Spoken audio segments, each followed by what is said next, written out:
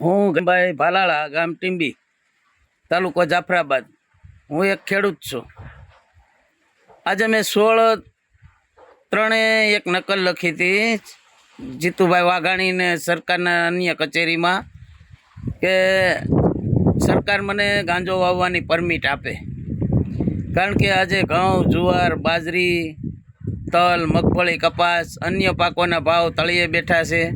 તેની સામે જંતુનાશક દવા, રાસાયણિક ખાતર, ડીઝલ, પેટ્રોલ, ખેત ઓજારોના ભાવ 2 થી 3 ગણા વધી ગયા છે.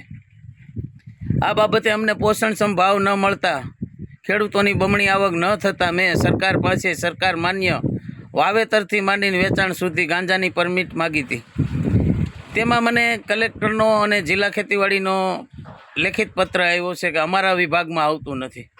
મેં જાણ્યું તો પોલીસ વિભાગમાં આવતું નથી, મામલતદાર વિભાગમાં આવતું નથી, કલેક્ટર વિભાગમાં આવતું નથી, જિલ્લા ખેતીવાડી વિભાગમાં આવતું નથી. તો આજે ખેડૂત પરમિટ વગર વાવે તો આ બધા લોકોના ઓલામાં આવે છે ને પરમિટ માગવા જાય તો એ કોઈ વિભાગમાં આવતું નથી. આ તે સરકારનો કાળો કાયદો કેવો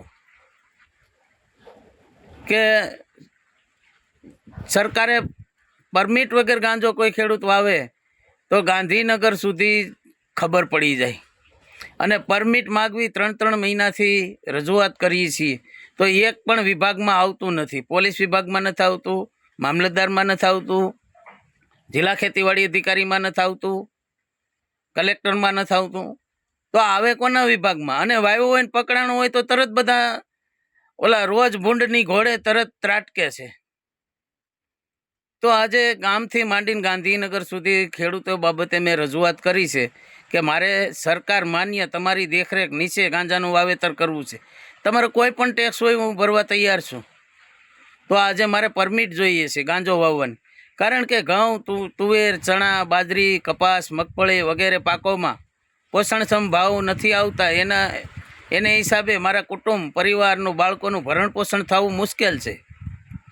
એટલે ન છૂટકે ભારતનું બંધારણ ન હોવા છતાં, નશાબંધી હોવા છતાં મારે ન છૂટકે સરકાર પાસે આવી માગણી કરવી પડે છે.